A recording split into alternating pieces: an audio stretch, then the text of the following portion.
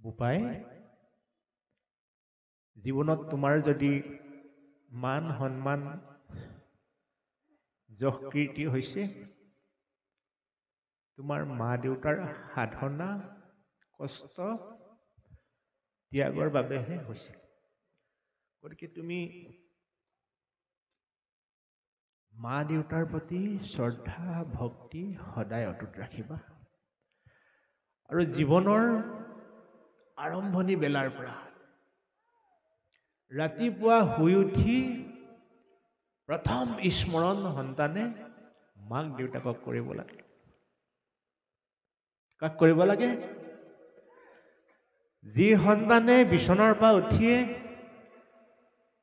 মাকক মা বুলি মাতিব পাইছে এটা প্ৰবাদ আছে ৮০ বছৰলৈ বোলে আই ৮০ বছৰলৈ বোলে আই তাৰ সমান ভাগ্যৱান নাই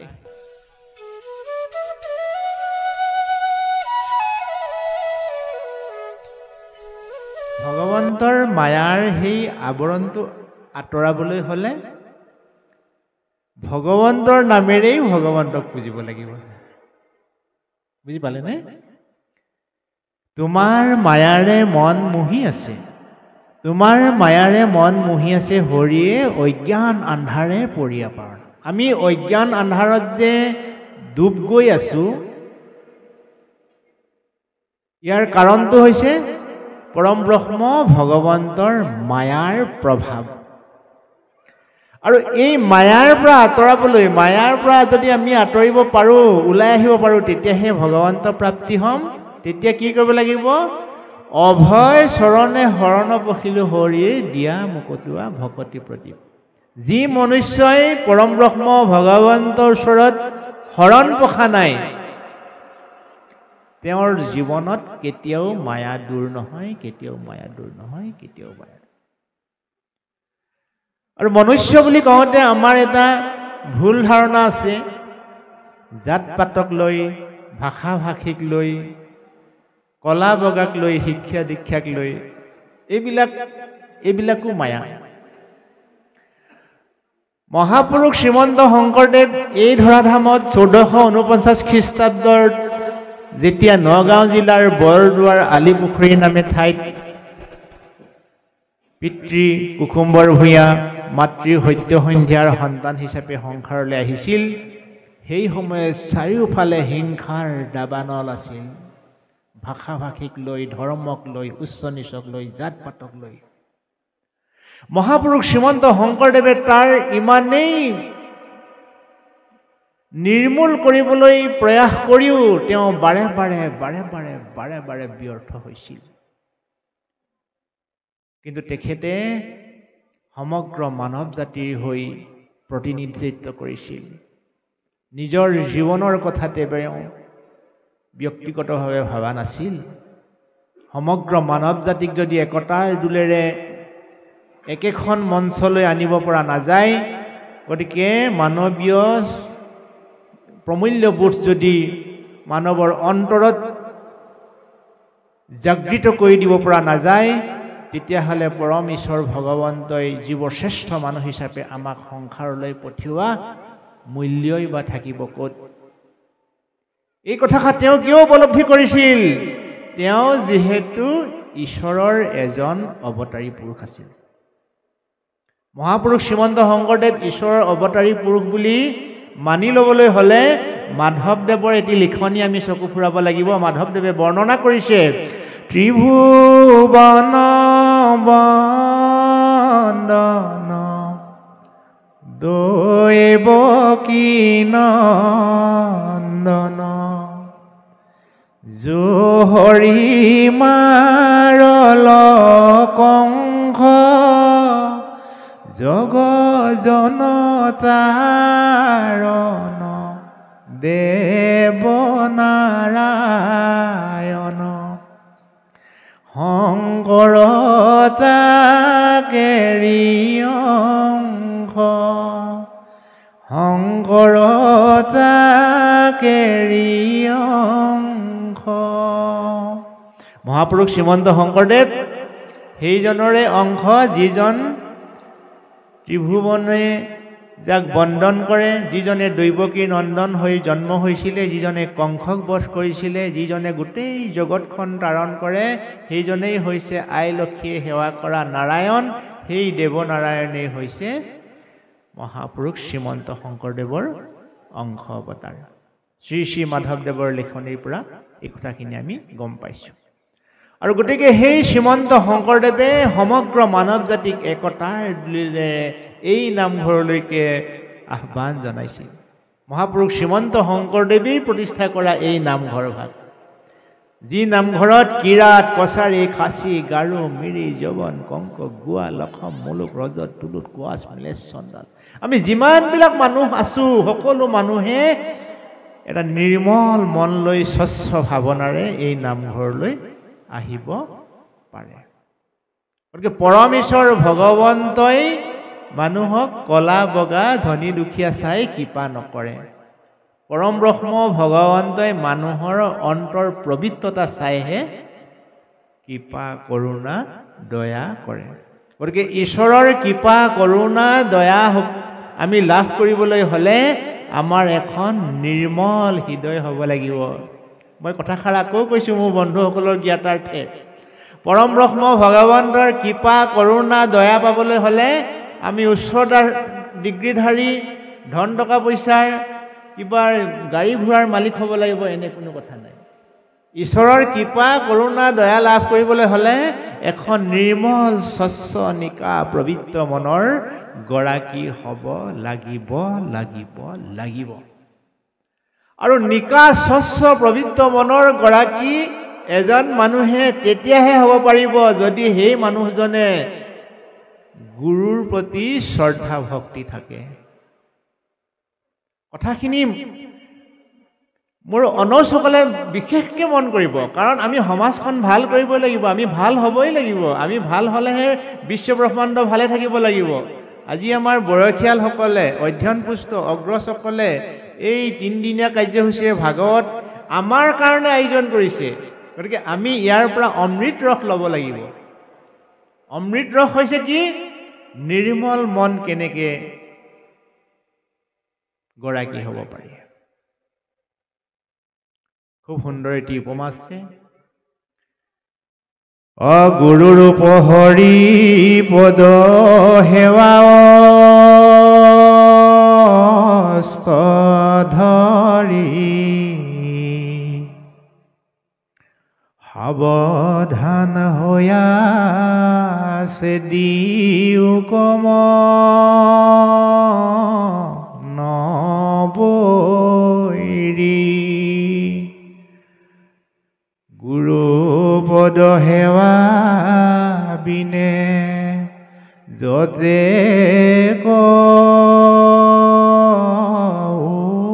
পায় দুৰ্জয় মন কোৱাৰ জিনন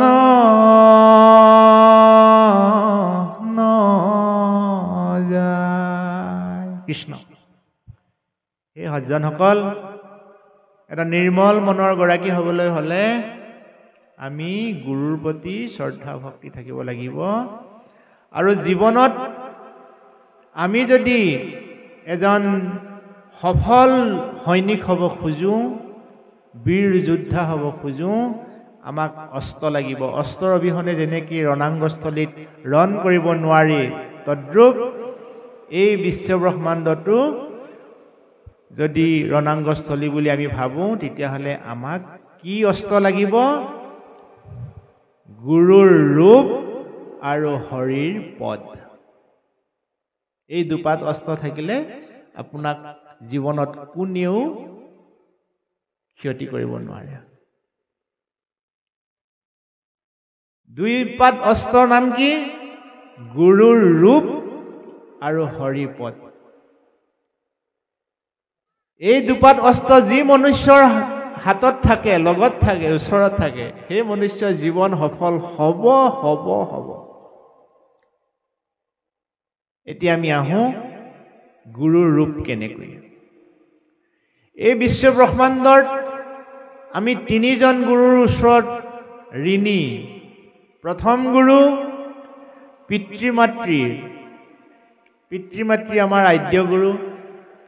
পিতৃ মাতৃ বুলি কোৱাৰ লগে লগে আমি ল'ৰালি কালৰ সেই কবিতাটোলৈ এবাৰ মনত পেলাব লাগে যে ভাল পাওঁ মাক মোৰ অতি মৰমৰ, মোৰ বাবে যাৰ নাই চিন ভাগৰৰ, ভাল পাওঁ দেউতাৰ চেনেহনা মুখ, মোৰ বাবে তেওঁ সহে কিমান যে দুখ।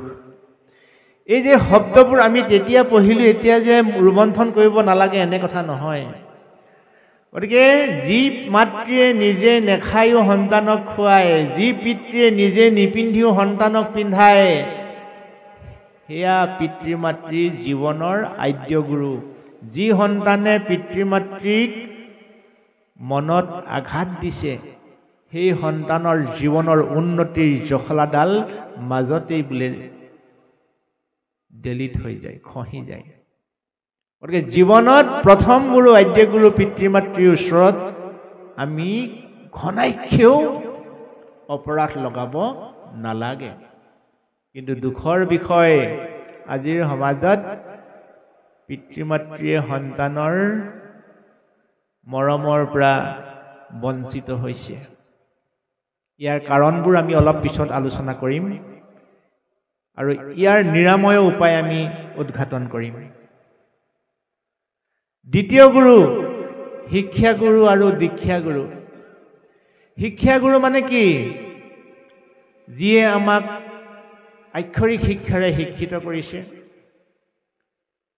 প্ৰাথমিক বিদ্যালয়ৰ পৰা আমাৰ বিশ্ববিদ্যালয়লৈকে যিসকল শিক্ষানুষ্ঠানৰ গুৰু, তেওঁলোক আমাৰ পূজনীয়। লগতে দীক্ষাগুৰু কাক কোৱা হয়? যিজন হৈছে গোসাঁই, যিজন শৰণাচাৰ্য, যিজনৰ যোগেদি আমি ভগৱন্তৰ কথা গম পাইছিলোঁ, সেইজনক দ্বিতীয় গুৰু শাৰীত ৰখা হয়। তৃতীয় গুৰু, যাৰ নাম পৰম গুৰু মহাপুৰুষ শ্ৰীমন্ত শংকৰদেৱ। মহাপুৰুষ শ্ৰীমন্ত শংকৰদেৱে সমগ্ৰ মানৱ জাতিক আত্মাৰ পৰা পৰমাত্মালৈ কেনেকে আয়াজাত হয় এই পথৰ সন্ধান দিছিল। আমাৰ এই আত্মাটুকুৰ পৰা আহিছে, এই জীৱটুকুৰ পৰা আহিছে, পৰম ব্ৰহ্ম ভগৱন্তৰ স্থানৰ পৰা আহিছে। ভগৱন্ত ক'ত থাকে, ঈশ্বৰ ক'ত থাকে, এই যিখিনি পাৰমাৰ্থিক জ্ঞানৰ ভাণ্ডাৰ আমাক প্ৰদান কৰা গুৰু, তেওঁকে কোৱা হৈছে পৰম গুৰু। আৰু এই পৰম গুৰুৱে হৈছে মহাপুৰুষ শ্ৰীমন্ত শংকৰদেৱ।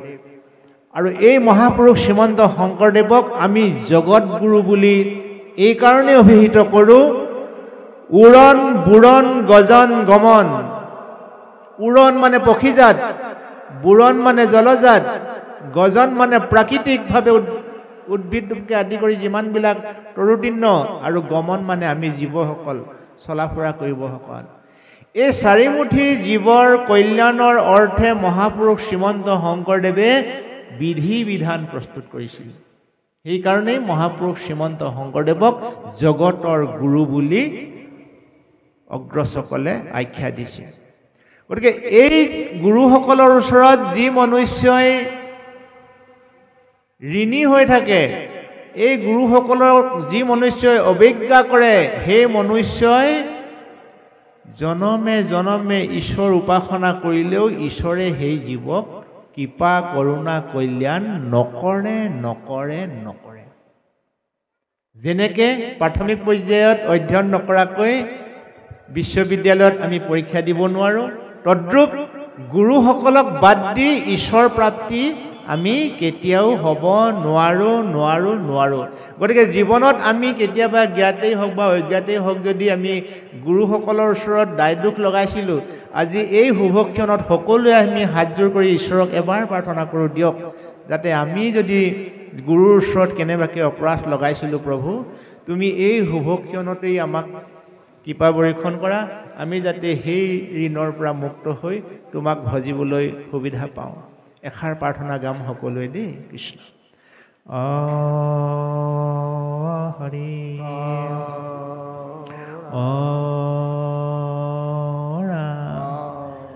শ্ৰীমন্ত শংকৰ হৰি ভকতৰ জানা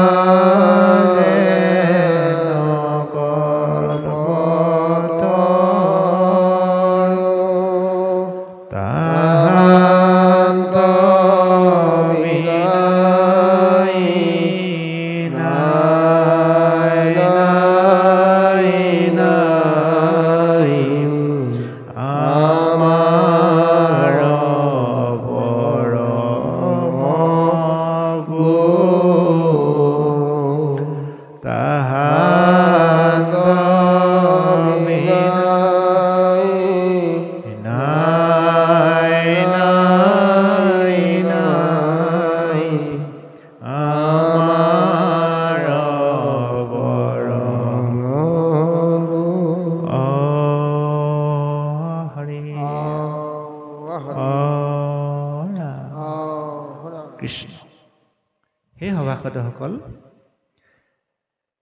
কোনোৱে হয়তো ভাবিব পাৰে যে আমাৰ নিমন্ত্ৰিত মনমাউত বাপে প্ৰসংগৰ পৰা আঁতৰি কথা কৈছে, কিন্তু তেনে কথা নহয়। আমি প্ৰসংগৰ লগত সংগতি ৰাখিয়ে কথাখিনি কৈ থকা হৈছে। কাৰণ এগৰাকী গুৰুৰ আজ্ঞা পালন কৰাৰ কাৰণে শিষ্যই হওক বা সন্তানেই হওক জীৱনত ভাবিব নোৱাৰা সফলতা অৰ্জন কৰিব পাৰিছে। কোন? ধ্ৰুৱ, যাৰ কথা আমি এতিয়া আলোচনা কৰি আছো।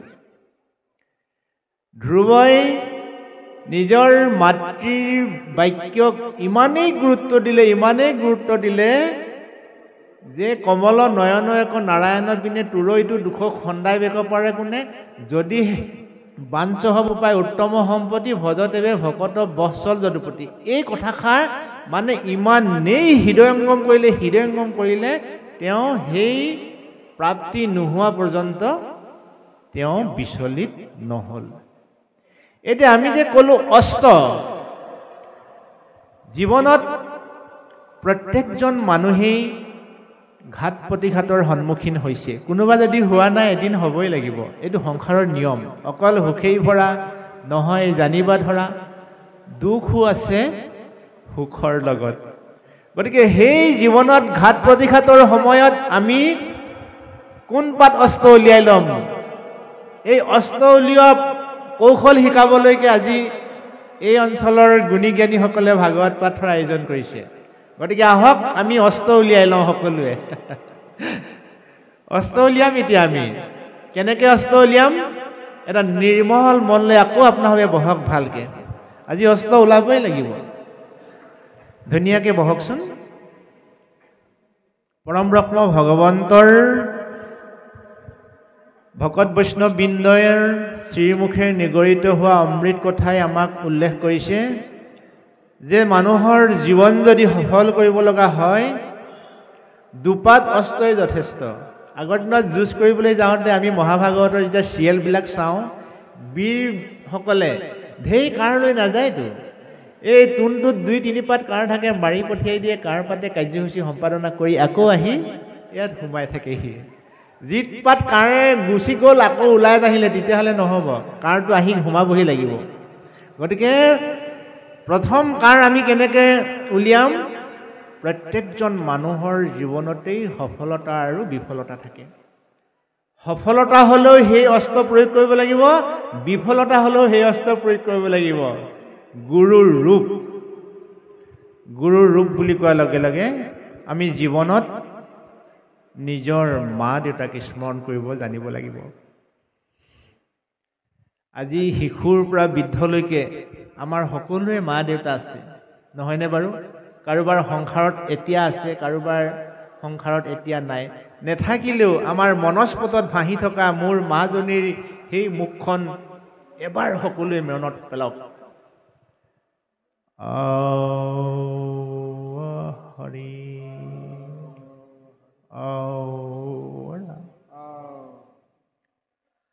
মৰম হনা চাৱনীৰে জীৱনৰ সৰ্বোচ্চ উজাৰি সৰ্বতো ক্ষণতেই যতন লোৱা সেইগৰাকীৰ মাতৃৰ শ্ৰীমুখ সন্তানৰ বাবে স্বৰ্গতকৈ শ্ৰেষ্ঠ, বৈকুণ্ঠতকৈও শ্ৰেষ্ঠ। সেইগৰাকী মাতৃ প্ৰবৃত্ত ভাৱনা, প্ৰবৃত্ত কল্পনা যাতে বাস্তৱায়িত হয়, জীৱনৰ সৰ্বোচ্চ ত্যাগ কৰি সন্তানৰ কাৰণে জীৱন উচৰ্গা দিয়া সেইজন পিতৃৰ সপোন যুগে যুগে যেন বাস্তৱায়িত হওক, এই উদ্দেশ্যে আমি আমাৰ মা দেউতাৰ কল্যাণৰ অৰ্থে সকলোৱে ভগৱানৰ ওচৰত এবাৰ প্ৰাৰ্থনা কৰোঁ।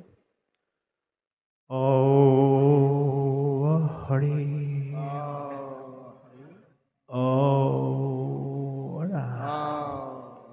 কৃষ্ণ। বোপাই, জীৱনত তোমাৰ যদি মান সন্মান যশ কীৰ্তি হৈছে, তোমাৰ মা দেউতাৰ সাধনা কষ্ট ত্যাগৰ বাবেহে হৈছিল। গতিকে তুমি মা দেউতাৰ প্ৰতি শ্ৰদ্ধা ভক্তি সদায় অটুট ৰাখিবা। আৰু জীৱনৰ আৰম্ভণি বেলাৰ পৰা ৰাতিপুৱা শুই উঠি প্ৰথম স্মৰণ সন্তানে মাক দেউতাকক কৰিব লাগে। কাক কৰিব লাগে? যি সন্তানে বিচনাৰ পৰা উঠিয়ে মাকক মা বুলি মাতিব পাইছে। এটা প্ৰবাদ আছে, ৮০ বছৰলৈ বোলে আই, ৮০ বছৰলৈ বোলে আই, তাৰ সমান ভাগ্যৱান নাই। গতিকে মোৰ বয়স যদি ৮০ বছৰ হয়, মই ৮০ বছৰ বয়সলৈকে মই ওলাওঁতে সোমাওঁতে মা বুলি যদি মাতিব পাওঁ, আই বুলি মাতিব পাওঁ, মোৰ ৮০ বছৰ হ'লে মোৰ মাৰ বয়স কিমান হ'ব? ১০০ বছৰ। আপুনি ওলাই আছে হিচাপটো, নহয়নে বাৰু? মানে ১০০ বৰ্ষ গৰকা মাতৃ মই এটি সন্তান। গতিকে জীৱনৰ আৰম্ভণিত যি সন্তানে নিজৰ মাক দেউতাকক ঘৰতে পায়ো যদি অৱহেলা কৰিছে, সেই সন্তানে নামঘৰলৈ হাজাৰ হাজাৰ টকা দান দিলেও, ৰাস্তা পদূলি মঠ মন্দিৰ বনাই দিলেও সেই সন্তানৰ অৱদান নিষ্ফল। গতিকে বিশ্ব ব্ৰহ্মাণ্ডত ঈশ্বৰক সন্তুষ্ট কৰিব পৰা প্ৰথমটো ধাপ হৈছে মাক দেউতাকৰ প্ৰতি থকা শ্ৰদ্ধা ভক্তি সেৱা। আৰু জীৱনত যদি তোমাৰ বাধা বিঘিনি অপায় অমংগল আছিল, তুমি যদি মা দেউতা শুশ্ৰূষাত ব্ৰতী ৰতি হৈছা, সকলোখিনি বাধা বিঘিনি অপায় অমংগল আপোনা আপুনি আঁতৰি যাব। তাৰ বাবে তুমি তাবিজ মাদুলি পিন্ধাৰ কোনো প্ৰয়োজন নাই। লাগে মাথো এটা দৃঢ়মনা মন আৰু পবিত্ৰ ভাৱনা। দ্বিতীয় অস্ত্ৰ, প্ৰথম অস্ত্ৰৰ বিষয়ে মোৰ অনুজসকলে বুজি পাইছে। দ্বিতীয় অস্ত্ৰ হৈছে হৰি পদ। পদ মানে কি? পদ মানে ভৰি দুটাক বুজায়। আমি মানুহৰ ক্ষেত্ৰত ভৰি বুলি কওঁ, ভগৱানৰ ক্ষেত্ৰত ইয়াক পদ বুলি কোৱা হয়। পদ অন্ত্যাদ পদ। হৰি পদ কোনজন মানুহে দেখি পায়? ভগৱন্তৰ পদক বিভিন্ন নামেৰে বিভূষিত কৰিব পৰা হয়। ৰঙা চৰণ, ৰাতুল চৰণ, অৰুণ চৰণ, শ্ৰী চৰণ, অভয় চৰণ ইত্যাদি ইত্যাদি। গতিকে ভগৱন্তৰ সেই পবিত্ৰ চৰণ যুগল যি মনুষ্যই মনস্পতত আঁকিব পাৰিছে, হৃদয়ৰ মণিকোঠাত স্থান দিব পাৰিছে, সেই মনুষ্য জীৱন সফল। কিন্তু এই ঈশ্বৰৰ পবিত্ৰ পদযুগল হৃদয়ত স্থাপন কৰা ইমান সহজ কথা নহয়। অ কৰ্ণে শুনা কৃষ্ণ কথা মুখে